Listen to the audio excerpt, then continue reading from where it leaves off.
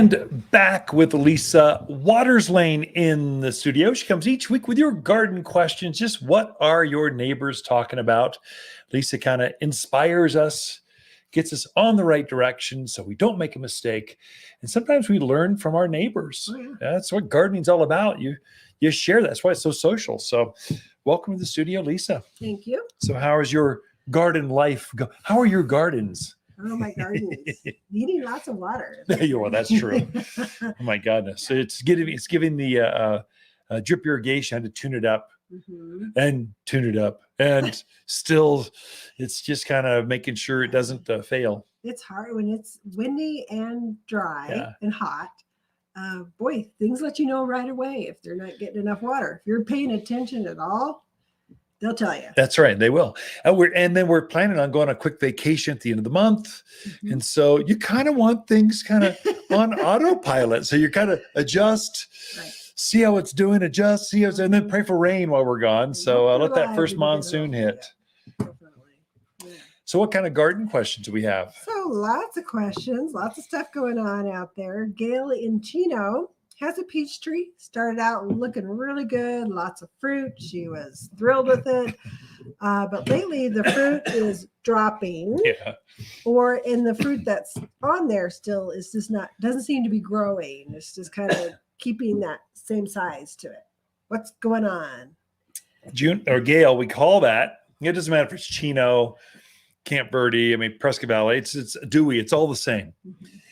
And again, we're 3 weeks late this year. So normally this phenomena happens in June. We call it June drop. Okay, that's the first week in July. This question probably came July 30th or June 30th or something, but it's called June drop. And what happens is the fruit has formed a lot of fruit last spring. So it flowered, pollinated, set fruit. And now the roots are trying to keep up with the fruit production. So the fruit is taking the moisture coming up from the roots. And so if there's too many fruits to keep up with this, it'll drop the weaker ones. So we call it June drop. It's trying to balance its fruit load out for the amount of moisture and irrigation you've got. Some things to watch for though. If your plant gets stressed out because of water at all, it will naturally sacrifice the fruit. It will shed the fruit because the mother plant wants to keep itself alive first and foremost. Then it will try to reproduce through the seed from your peaches. It goes for plums, apricots, nectarines, apples, pears. They're all the same. So make sure you're watering. I would say supplement, Gail, supplement water. That's a theme going on with this show. It's been hot and windy. Maybe add to your drip irrigation or run. If you're doing it by hand, maybe do it twice in a week instead of once. Make sure that plant doesn't go dry, especially while it has fruits on it. So June drop is normal. As soon as it adjusts, it will take all of that energy and start forcing it into the remaining fruits. And so you'll see them plump up pretty quickly. That goes for apples. You might even want to hand prune your apples and pears. They tend to come out in clusters of 3, 4, 5 apples. And there's no way that branch can support 5 fruits. Take off 2 or 3 of the weakest ones, leave 1 or 2, so the plant can now adjust and use the remaining moisture and food that it's got for those remaining fruits. You get a nicer, bigger fruit.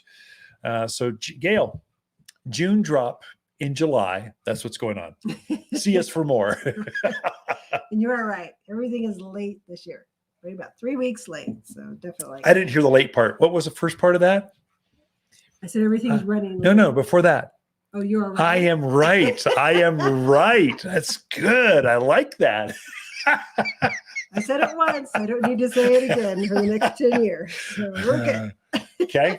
All right. Tom in Prescott said, I heard you say, watch out for spider mites. Wants to know what is a spider mite? What does it actually look like? And what kind of things are you looking for? Tom, first and foremost, thank you for tuning in, listening. That's great.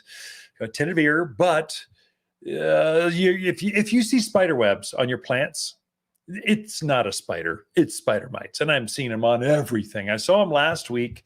I mentioned it in passing. We probably ought to go into it a little deeper.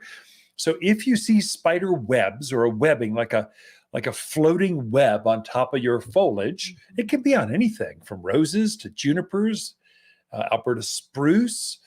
I've seen them on ivy. I've seen them on my flowers. It's ridiculous this year. I think it's because it went from cool to hot, and all of a sudden they'll be here until it rains real hard. They don't like moisture.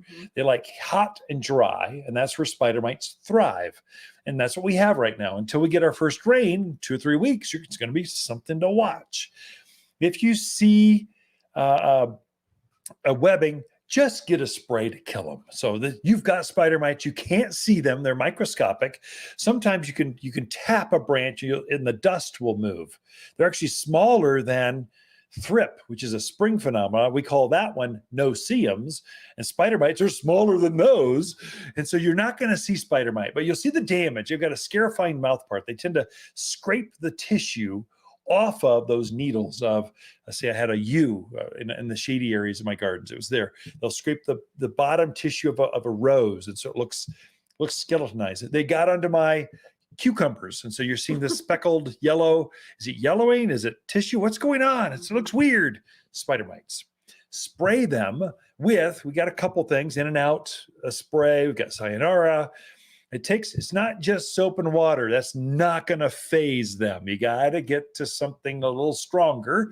You don't have to go as strong as malathion. I mean, death, toxic waste in a bottle, but you got to go stronger than, let's say, a neem oil, something inert. So come see us, Tom. We can guide you. This is serious.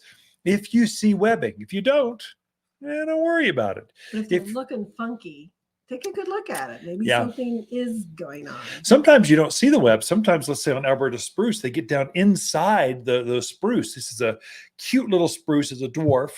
They get down inside, and so you don't really see the spruce until it's too late. Right. Sometimes on big spruce trees, or not spruce, big junipers, let's say Spartan junipers, their natural diet is the native junipers. So they just migrate over to other things. They go, I'm tired of juniper. Now I want to try something different. I'm going for your apple tree. So look for that. If you're not sure, take your phone out without the power on, just black screen, tap a branch. And if the dust is moving around, you've got problems. Come see us right away, because they will kill the plant. They're not messing around. They will kill it in pretty short order. So you just want to come see us. We can get you spray and mitigate it just right away. So Tom, thanks for listening. Again, thank you for listening. All right. One more question is from Shelley in Prescott Valley. She wanted to put in a Crape Myrtle tree, but hasn't been able to find any in the area. Yeah. So her question is, why don't we have Crape Myrtle trees here? Yeah, you could probably find some down in Phoenix, but the good garden centers are not going to sell you one up here. What happens is, because our cold winters get so extreme so quickly, it resets Crape myrtles back to the roots. So they act more like a perennial. They'll go underground by the roots. The roots are alive, but the top growth will die off. And so then it will come back fresh every year. And it's a bush. Figs will do the same thing. Certain plants will do this. And so I could sell you a tree, and it would be beautiful. It would live through the summer. And then come winter, at least maximum 1 or 2 years, it would reset down the ground. And so you just paid double what you should have for a tree that turns into a bush. Just buy the bush. And it's because of that extreme temperature.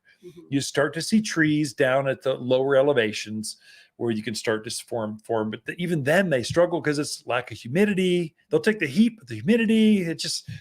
Go with the bush. We got several varieties out here. They're spectacular. Some with purple foliage, with bright pink, red, white flowers.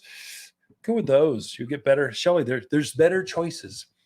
So anyway, come see us. We'll give you the tour of the Crape myrtles that grow in your backyard. This is Ken and Lisa Lain, the Mountain Gardeners. We'll be right back after this.